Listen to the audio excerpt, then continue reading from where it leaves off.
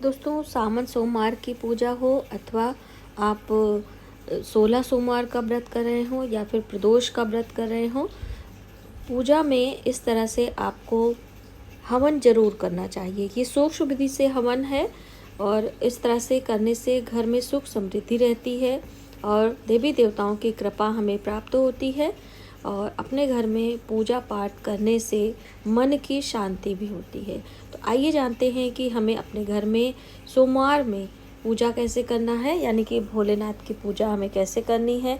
इस तरह से आपको एक कलश लगा लेना है और दीप प्रज्वलित कर लेना है, धूप लगा लेना है और सभी चीज़ों को जल से शुद्ध करते हुए देवी देवताओं को स्नान कराने का भाव करना है। तो इसलिए एक कटोरी आप रख लें और उसके बाद देवी देवताओं को हम चंदन लगाते हैं।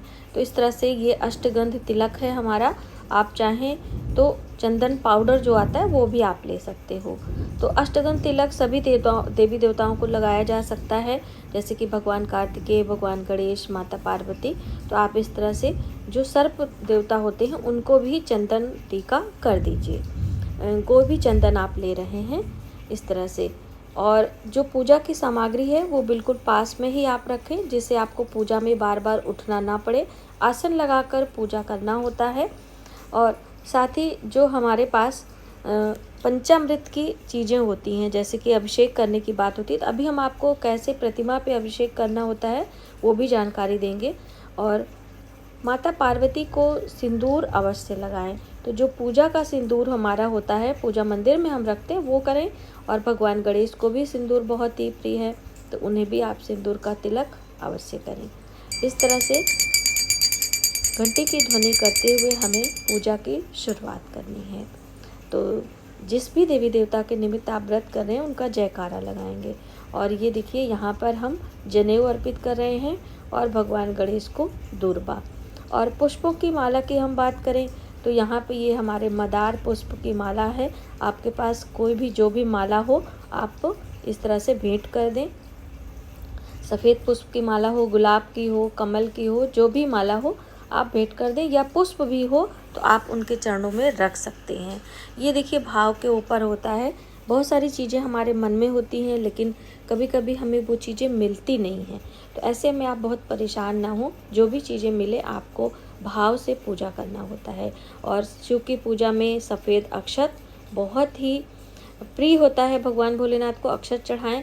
और ये देखिए, जो भी चीज़ें हमने पंचामृत से संबंधित ली हैं, जैसे कि कच्चा दूध, दही और शहद, शक्कर, शुद्ध घी, वो सभी चीज़ें अभिषेक का भाव करते हुए इस कटोरी में हमें डालना है। तो ये देखिए, हमारा शहद है तो इसमें हम थोड़ा सा जल मिला लेंगे, क्योंकि शहद थोड़ा सा डार्क होता है। और जिस चम्मच से मैंने वो चढ़ाया था इसलिए वाइट आपको दिख रहा होगा। ये देखिए इस तरह से। तो बस आपको ये भाव करना है, भाव ही सर्वोपरि होता है। और ये है शक्कर। जैसे ये सारी चीज़ें पंचामृत के अभिषेक वाली चीज़ें हैं, तो यहाँ पर हम इस तरह से कर देंगे। घी देखिए थोड़ा सा पिघला नहीं है, तो थोड़ा सा 1-2 ड्रॉप हम यहाँ पर कर देंगे। और जैसे कि जब हम शिवलिंग की पूजा करते हैं तो शिवलिंग पर ये सारी चीज़ें अर्पित करते हैं। भगवान भोलेनाथ की पूजा साकार और निराकार दोनों रूपों में की जाती है, तो जो भी आप कर सकें करें। यहाँ पर इत्र लगा रहे हैं क्योंकि किसी भी देवी देवता की पूजा में इत्र बहुत मायने रखता है। इत्र की खुशबू से हमारे जीवन में शुक्र प्रधान होता है और शुक्र ग्रह अच्छा भी होता है, इसलिए आप इत्र ज़रूर लगाया करें। और यहाँ पर भोग है तो दूध से बनी मिठाइयाँ हमने ली हैं और ऋतु फल ली है। एक साथ ही फल और मिठाइयाँ जो भी है सभी देवी देवताओं को आपके एक साथ लगा देना है। तदुयम अस्तु गोविंदम तुभ्यमेव समर्पयामि, यानी कि जो भी आपका दिया हुआ है वो हम आपको अर्पित कर रहे हैं। और घंटी की ध्वनि करनी चाहिए। जब भी हम पूजा पाठ करते हैं तो घंटी की ध्वनि भोग में, जब भी हम कोई चीज़ अर्पित करते हैं उसमें ज़रूर करना चाहिए। अक्सर आप लोग पूछते हैं कि घंटी की ध्वनि हमें कब कब करना है, तो वो मैंने सेपरेट वीडियो बनाई है, तो वो आप देख सकते हो। और प्रणाम कर लेना है। अब यहाँ पर हम श्रृंगार की चीज़ें अर्पित करेंगे। तो श्रृंगार में भगवान गणेश को और भोलेनाथ को, कार्तिकेय दी को इस तरह से जो भी आपके पास वस्त्र है आप पहना दें या रख दें। और माता पार्वती के लिए सभी श्रृंगार की चीज़ें जैसे कि साड़ी, चूड़ी, बिंदी, महावर, ये सभी चीज़ें हमने अर्पित करी हैं। तो कई महिलाओं का ये प्रश्न था कि क्या हम हरे रंग की ही वस्तुएं चढ़ाएं या अलग नहीं चढ़ा सकते हैं। तो देखिए, आप कुछ भी चढ़ा सकते हैं, जो भी आपके पास नई चीज़ हो। पुरानी चीज़ों का इस्तेमाल पूजा पाठ में नहीं किया जाता है, तो नए वस्त्र हो या आप छोटी चुन्नी भी ले सकते हो।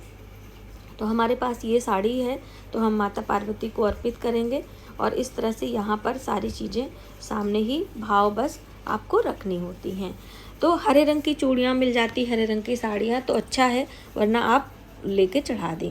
अब हम पाठ करेंगे, तो पाठ में शिव चालीसा का पाठ आप कर सकते हो नित्य। और ये देखिए, यहाँ पर भगवान शिव के शत नाम है, यानी कि 100 नाम है, तो इनका उच्चारण भी आप कर सकते हैं।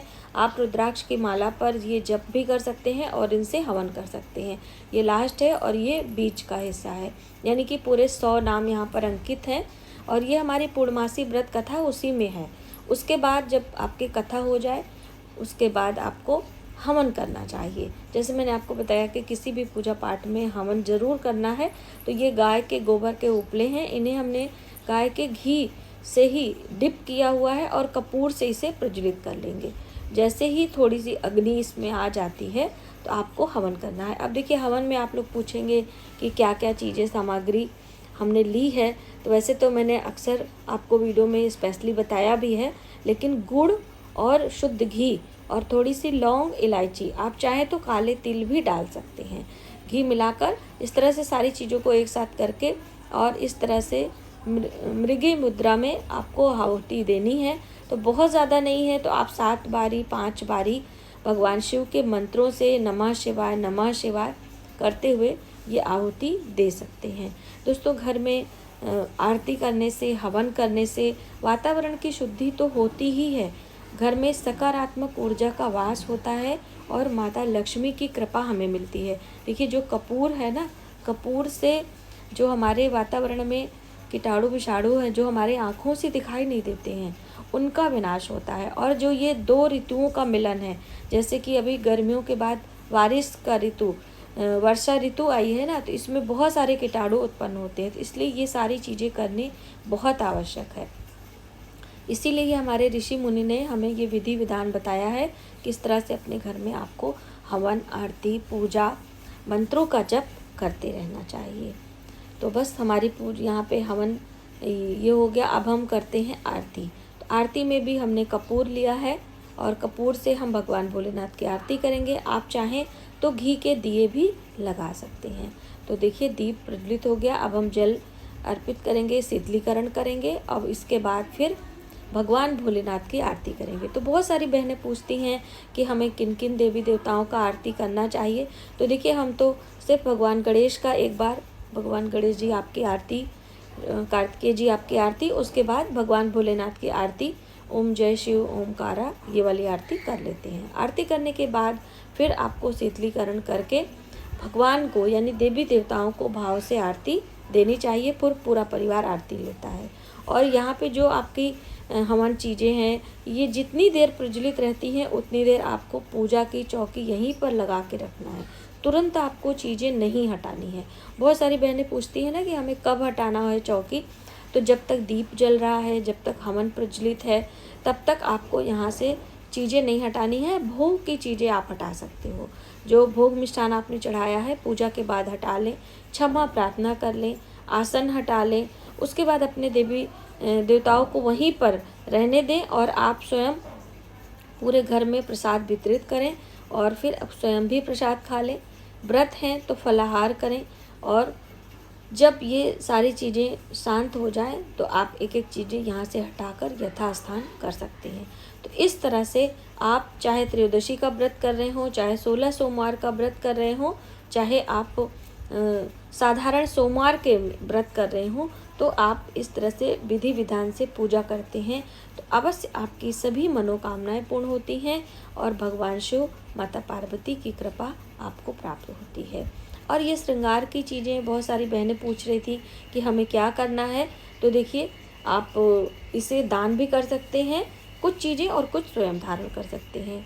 और नेक्स्ट वीडियो में हम आपको भगवान शिव के निराकार यानी कि शिवलिंग की पूजा हमें कैसे करनी होती है वो जानकारी हम अवश्य देंगे। वैसे मैंने स्पेशली पूजा करके आपको पहले भी बताया है, लेकिन सेपरेट वीडियो हम आपके लिए बहुत ही जल्द लेकर आने वाले हैं। यदि आपके घर शिवलिंग हैं तो उनकी पूजा अर्चना हमें कैसे करनी है, क्या दोनों देवी देवताओं की पूजा हम एक साथ कर सकते हैं, कैसे, बहुत सारी बातें। तो आज की वीडियो में बस इतना ही। वीडियो कमेंट करके ज़रूर बताइएगा कैसी